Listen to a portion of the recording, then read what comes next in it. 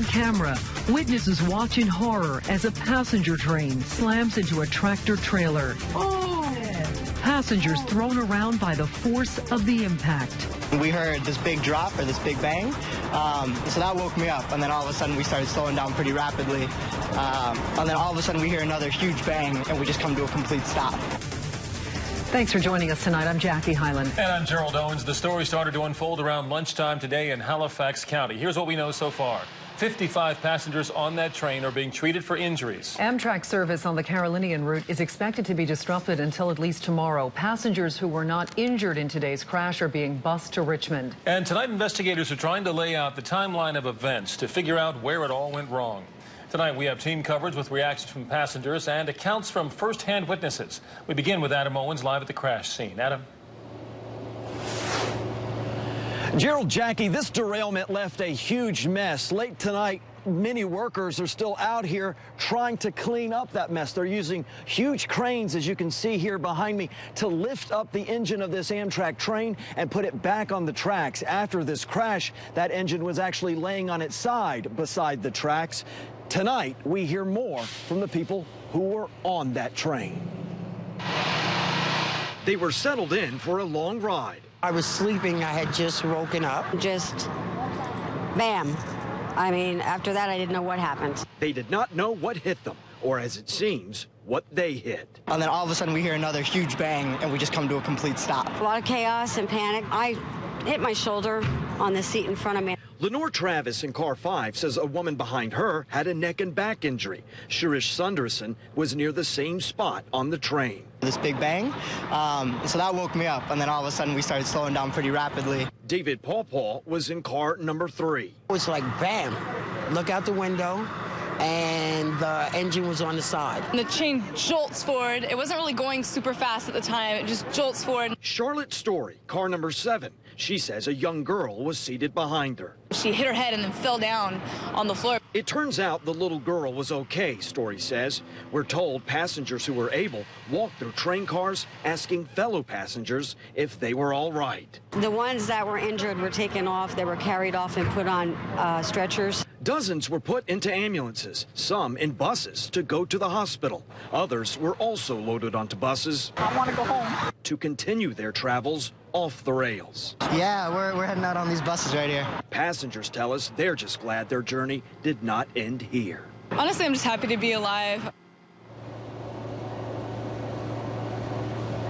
You can understand that when you look at some of that video of what this crash looked like. One other thing that we heard time and again from passengers on this train was their gratefulness to emergency responders who showed up. They say they did a great job in helping to calm everyone down and get everyone organized in what was a very chaotic moment. We've been watching them work on the engine of this train for quite some time out here. It's a very, very slow process, as you might imagine.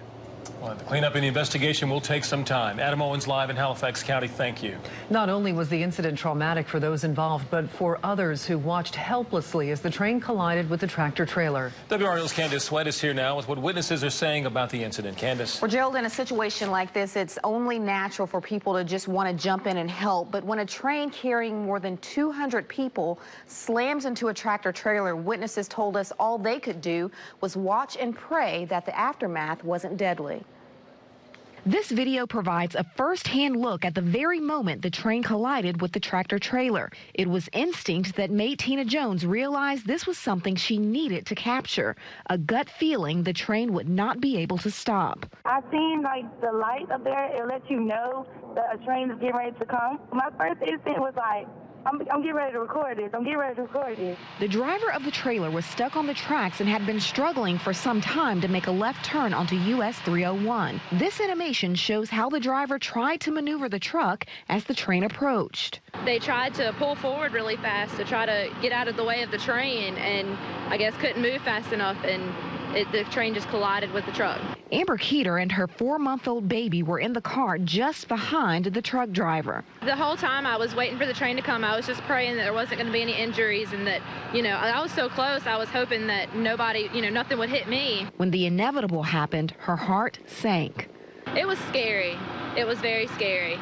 I felt like I was hopeless, like I couldn't do anything. Meanwhile, Jones, still filming from her camera phone, said everyone on that train, once anonymous to her, instantly became like family. I don't know anyone that was on the train, but it just felt like, because, you know, we all as people, we all as one, so it just felt like personal. That's why I was so calling the way I was. Now, witnesses also said they saw a state trooper trying to help the driver get his tractor off of the tracks before the train hit. Obviously, they were unsuccessful, but witnesses also say they're simply happy to know that everyone survived. Gerald? Absolutely. Candace Sweat in our newsroom, thank you. When DOT Secretary Tony Tata heard about the accident, he quickly took his team to Halifax County. They went to the Agriculture Center to check in with investigators, passengers, and others who showed up to help. The key thing is that this community here in Halifax County and Halifax Town has really rallied around the stranded passengers and those that have been injured. And you see the medical personnel, you see just volunteers that came here to the agricultural building and have done really a fantastic job. And I can't thank enough the local law enforcement and the locals that really rallied here to help out. After the stop at the Ag Center, the Secretary went to the hospital to visit the injured passengers. Tonight, Amtrak says their concern now is with the passengers and crew. There were more than 170 passengers who were not hurt in today's accident. Around 4:30, they boarded buses at the Ag Center and were taken to Richmond, Virginia, so they could continue on with their final destinations. We checked into the records of the truck involved in today's crash, and that tractor trailer belongs to Guy M. Turner Incorporated out of Greensboro. We checked the company's safety record, and overall it was good. The trailer of the truck was inspected back in December and had no problems. The CFO issued a statement saying the company is collecting details and investigating. The company says we do not know the extent of any injuries, but our thoughts and prayers are with any who may have been injured in this incident. And we, of course, will continue to follow this story and bring you updates as we get them. You can also find the latest updates on WRAL.com and on WRAL Facebook and Twitter. Use hashtag Halifax for up-to-the-minute information. Fayetteville police are investigating a shooting tonight. It happened around 6 o'clock at an apartment complex on Treetop Drive. There were 2 victims whose injuries are not life-threatening. Police have no suspects. One person was taken to the hospital after a shooting this afternoon in Chatham County. Sky 5 was over the scene on Highway 751 near Laurel Springs Way as deputies investigated. Again, the person's injuries not life-threatening here as well. No word on a motive. Jurors in the Jonathan Broyhill trial heard from the defendant today. Broyhill is accused of stabbing Jamie Hahn in 2013. In an audio file presented by the state, a detective interviewed Broyhill. The interview was conducted inside the hospital where Broyhill was admitted for self-inflicted wounds after the crime. At one point, the detective asks what he remembers about the stabbing. Jamie's in the kitchen at the table. Yes. And that's when you go in there and you recall grabbing the knife. Do you remember anything else after that point? Now, Broyhill's response is muffled, but says he remembers Hahn screaming. He then indicated he would rather not talk about it. It's believed Broyhill stabbed Hahn after she confronted him about embezzling $45,000 from a political campaign they had worked on together. New tonight, a North Carolina boy has died after being hit by a car getting off his school bus. This happened this afternoon in Winston-Salem. Officials say 10-year-old Alexander Perez was hit when a car lost control and collided with him. The driver of the car left the scene. Police later found the woman and arrested her at her home. Perez was taken to the hospital where he died. A basket of clothing placed too close to a heater is blamed for a house fire in Durham this evening. Firefighters were called to the home on Wabash Street around 5 o'clock. 1 adult and 5 children are now homeless because of the fire. They are being helped by the Red Cross. And we quickly have some breaking news in Raleigh to tell you about. More than 1,400 Duke Energy customers are without power in the North Hills area. Duke Energy says damage to equipment caused by this outage. They hope to have power restored within the next 2 hours. Members of an Oklahoma University fraternity have until tonight to remove their belongings from the group's home. Still to come, the video that shows some members chanting racist remarks and the fallout tonight. Plus, retracing the historic steps taken 50 years ago. Marches are crossing several cities and towns. When and where it ends and the reason behind it all. And using spring break to make up snow days. Just ahead, why the school system made that decision instead of using summer days to make up those days. Mike? Well, Jackie, it feels like spring over the weekend. Yesterday we had highs in the 70s, a little cooler today, 60s, but still feeling good. And it came along with a different look. You probably noticed the gray skies. The question is, how long will they linger, and will we see any rain from those gray skies? We'll talk about that in the forecast coming up. WRAL News on Fox 50. Coverage you can count on. Closing arguments are expected soon in the Joseph Mitchell murder trial. The state's final witness testified today. Psychologist Dr. Nancy Laney met with Mitchell 4 times after his son's death. Dr. Laney said from that she determined Mitchell suffers from narcissistic personality disorder. Mitchell was accused of suffocating his son Blake in 2010. Mitchell claims he was sleepwalking. There's no evidence to suggest that Mr. Mitchell was suffering from any kind of mental disease or defect or condition that rendered him unconscious at the time of the alleged offenses. So, therefore, in a conscious state, he had the cognitive abilities to plan, attend, initiate, and carry out his actions. Before Dr. Laney took the stand, the state and defense argued for more than an hour about a lie detector test that Mitchell took and passed after his son's death. In the end, the judge decided not to allow the test as evidence. Police say a drunk driver caused a deadly weekend crash in Raleigh. Police say Letitia Dixon was driving southbound in a northbound lane on New Hope Road when she crashed head-on into another car driven by Terrence Smallwood. Both went to Wake Med, where Smallwood died from his injuries. Dixon's injuries are not life-threatening. She'll be charged with a DWI. Well, tougher penalties could be coming for repeat drinking and driving offenders. That is, if some state lawmakers get their way. At NC Capitol Bureau Chief Laura Leslie tells us about the no alcohol policy legislation that is making its way through the General Assembly. House lawmakers tonight approved 2 bills that would toughen the state's laws against people who repeatedly drink and drive. Now, one bill would make it illegal for anyone convicted of a first-time DWI to get behind the wheel with any alcohol in their system for 3 full years after they get their license back.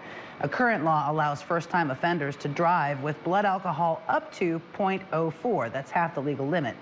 The other bill makes anyone convicted of 3 DWIs subject to prosecution as an habitual offender, which is a felony.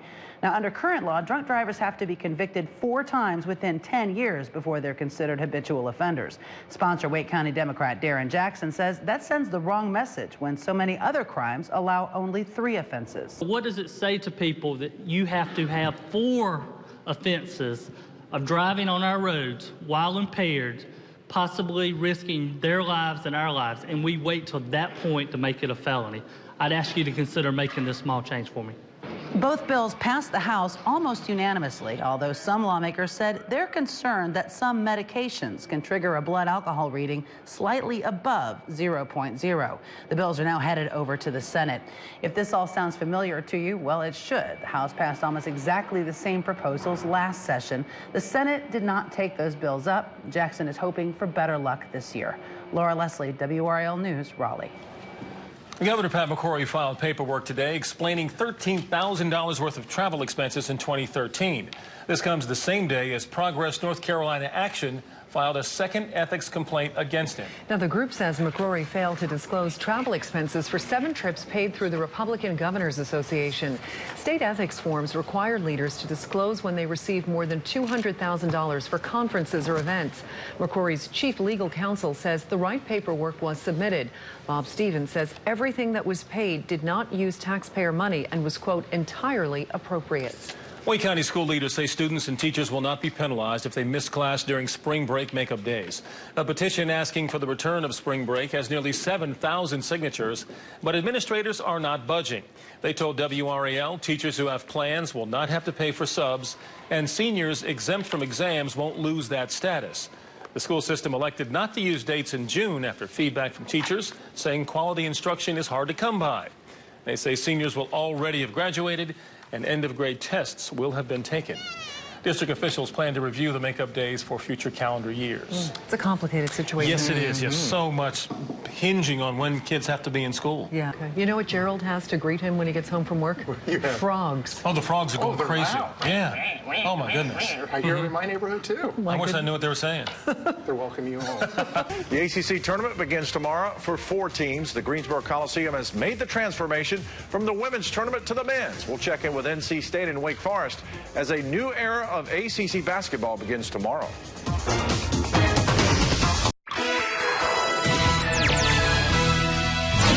In January, NC State beat Pittsburgh by 18 at PNC Arena. The Panthers and Pack will tee it up again in the opening round of the ACC tournament Wednesday night at 7. Ken Medlin looks at State's approach to Greensboro and beyond.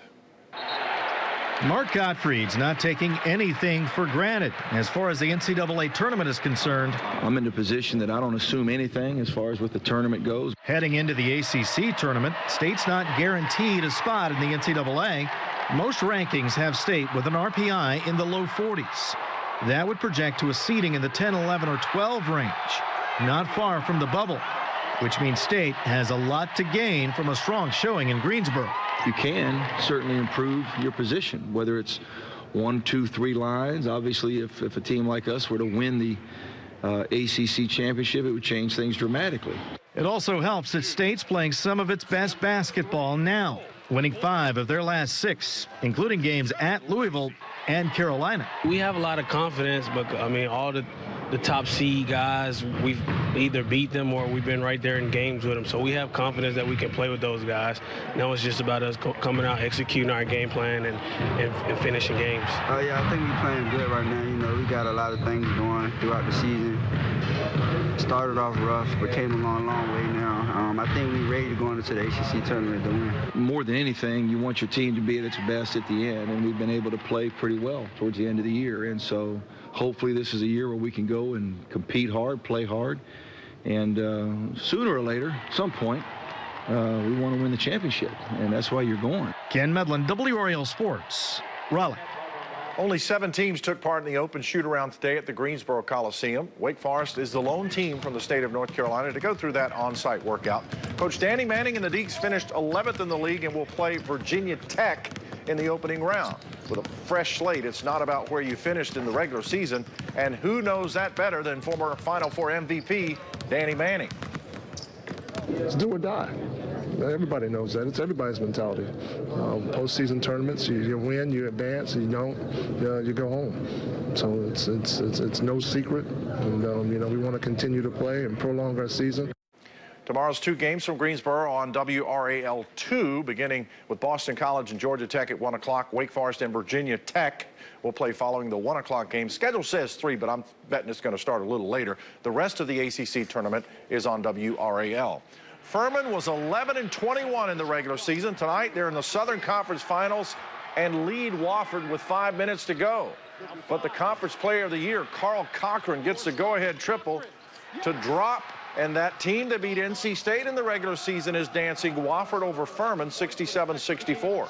William and Mary has never been to the NCAA tournament. The Tribe playing Northeastern in the Colonial Final and fight back from a 22-point deficit. But Northeastern's Quincy Ford scores 22 to lead the Huskies back to the NCAA tournament for the first time since 1991. Northeastern over Furman 72-61. That's where you see the sheer ecstasy of March. Yes. Those teams that haven't been there in forever, and they're back in it. And have to win their way in. That's right.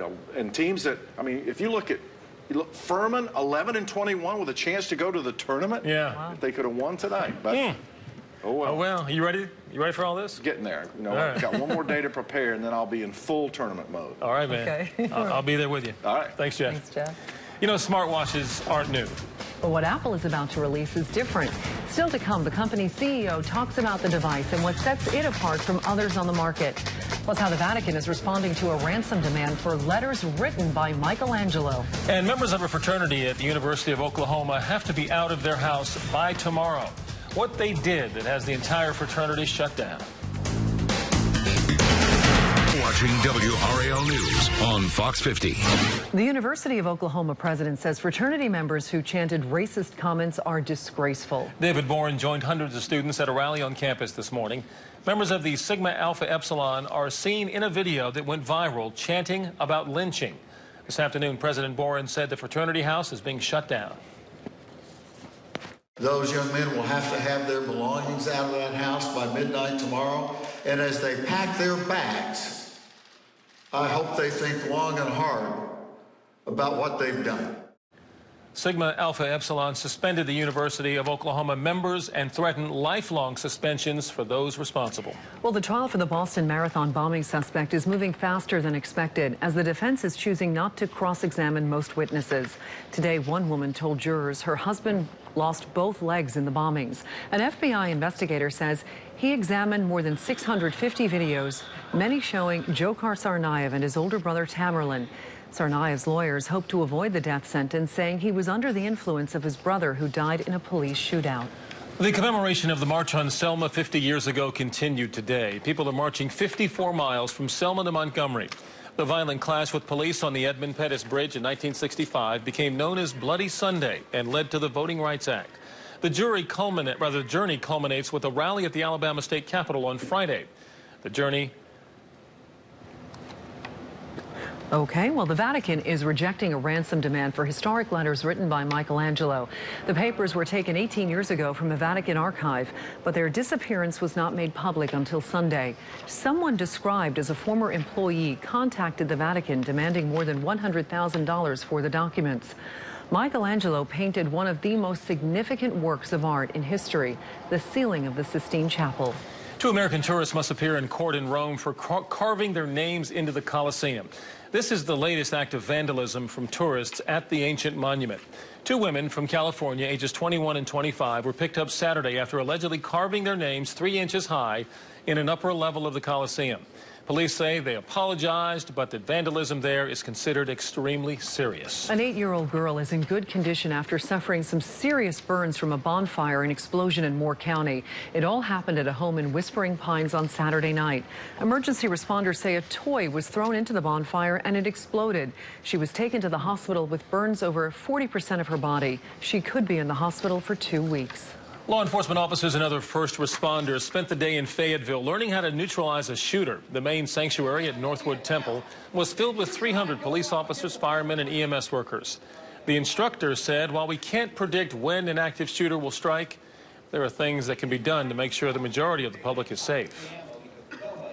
It's good to have everyone here so we're all on the same page using common terminology. We all understand what these perpetrators are doing, what kind of tactics they're doing, and then this afternoon we talk about an integrated response plan that involves all of them. So it's not just one discipline's problem to fix.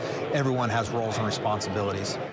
The Klumpner has organized 44 large-scale active shooter drills and trained more than 40,000 first responders in the past 3 years. Cape Fear Valley Medical Center is the state's newest trauma center. The medical center received the Level 3 designation after an extensive review. It becomes the state's 13th hospital to be designated a trauma center and the only one in the region. The other trauma centers are in Raleigh and Wilmington. Rocky Mount has a new fire chief. Mike Varnell was sworn in this afternoon. He joined the department back in 1989. He was named interim chief when former chief Trey Mayo took another position. Raleigh Mayor Nancy McFarland held her State of the City address today. How to handle growth is top of mind for Raleigh leaders. The mayor said there is a lot to celebrate, like added jobs, new parks, and an exploding arts scene. But she also said the city must find ways to address growing traffic problems. How do we want to spend our time? Sitting in traffic, driving one person in a car, using public transportation? How will we commute not only within Raleigh, but within the Triangle? Mayor McFarland also said the addition of Google Fiber and Union Station will help attract new businesses and investments. Today, Bill Cosby released an unexpected video. We'll show it to you and tell you what he's doing in it coming up next.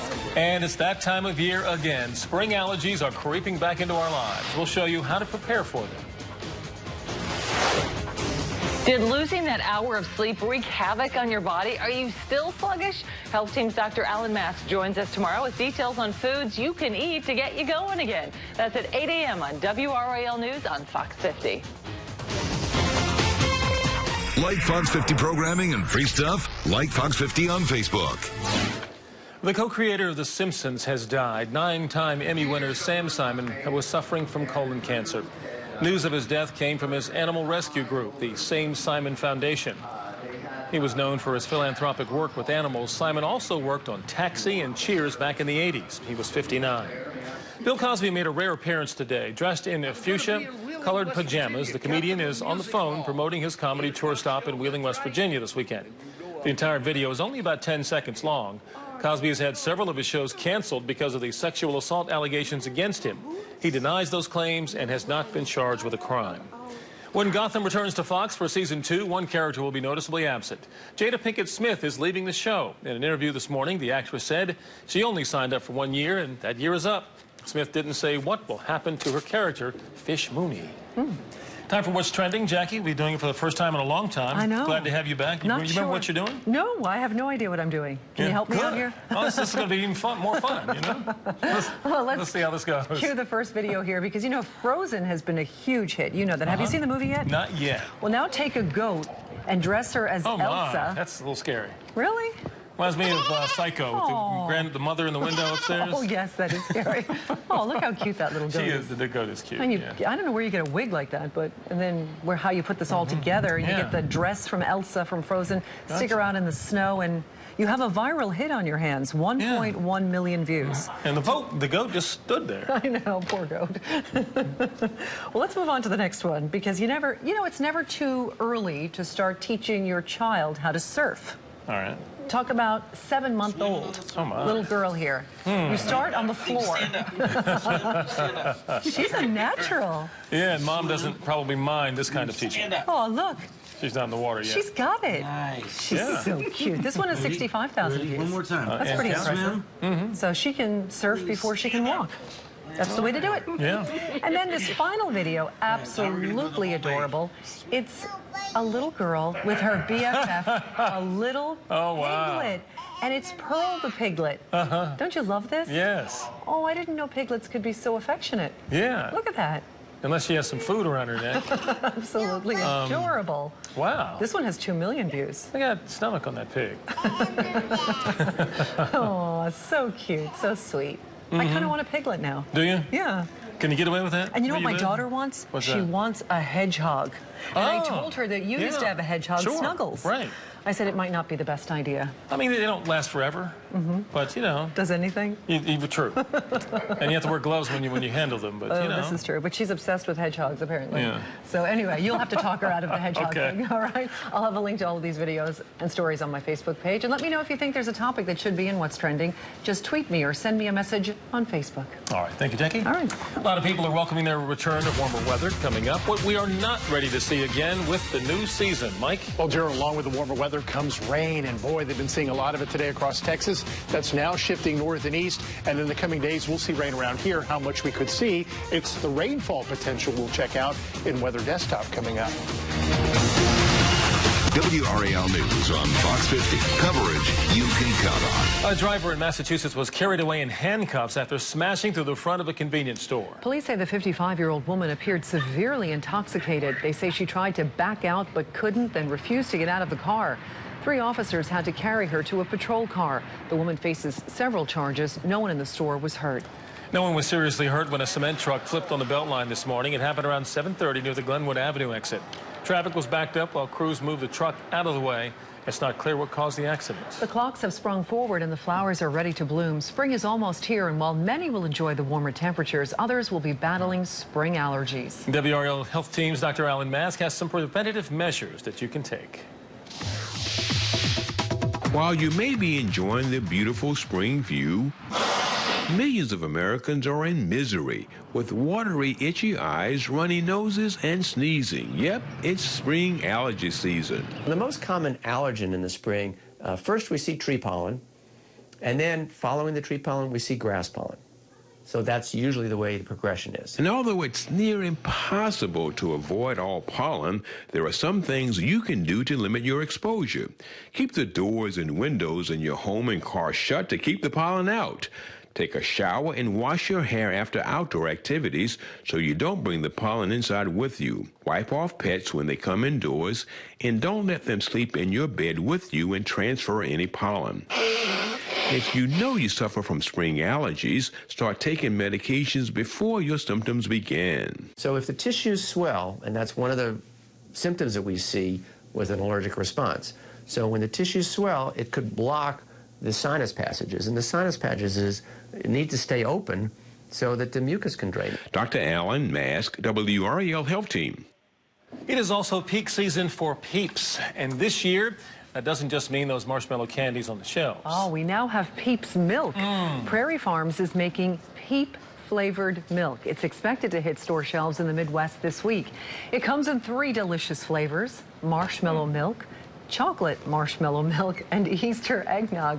Peeps suggests using the milk in recipes, coffee, or as an accompaniment to a favorite cereal. Mike, you're hysterical. Just the way she's reading it over here. What's so funny? just the way she's reading it. She's selling it. Come by do you want me. some now? No. So if you have a Peep and some of this Peep milk, is that redundant? What? So what? Just put the I'm already done in here. I'm just...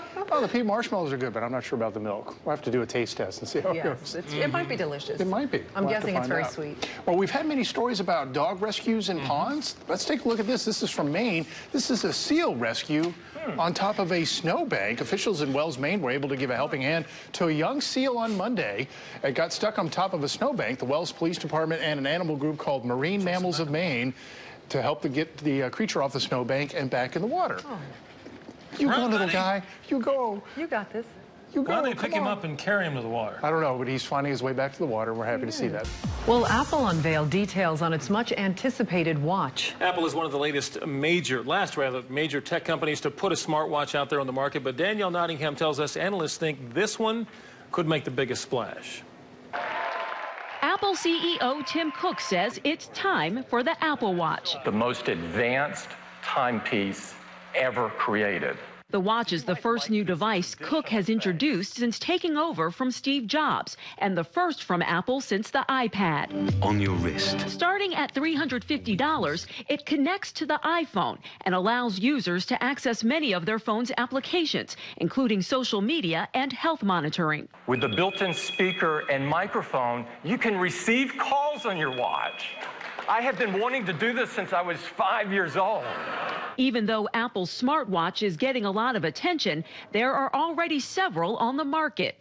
Michael Harrison has a Samsung and likes that he can check messages and take pictures with his wrist. Basically, things that I used to have to go to my phone for, I don't have to go to them anymore. So far, smartwatch sales have been slow, but analysts believe the Apple Watch will boost the market. I think everything will change now that Apple's entered it. CNET senior editor Scott Stein says buyers have to decide if they want to purchase another product that will quickly go out of date. You know Apple's going to want to upgrade this watch yearly. So what do? Do you buy this now? Do you wait a year? The Apple Watch goes on sale next month. Danielle Nottingham, WRAL News. Apple says the battery on the watch will typically last about 18 hours. The company is offering a top-of-the-line 18-karat gold version. That'll be priced from $10,000. What a deal. German Chancellor Angela Merkel visited Japan for the first time in 7 years, and she was greeted by a robot. Good morning, Madam Chancellor. Asimo is a humanoid robot developed by Honda. After greeting Merkel, the talking robot demonstrated its soccer skills. Around the world without a gallon of gas. The solar flight around the world is underway. The Solar Impulse wrapped up the first leg of its journey from Abu Dhabi to Oman this afternoon. Tomorrow it'll head to India. The entire trip could take as long as 5 months. Wow. The length, 22,000 miles. It's pretty impressive. Wish them the best of luck. Yeah. Look forward to hearing more about it. Yes, we will. Mike, thank you. And thank you so much for joining us. For weather and traffic every 10 minutes, watch our morning news on WRAL starting at 4:30 a.m. And here on Fox 50 beginning at 7. Until then, have a great night.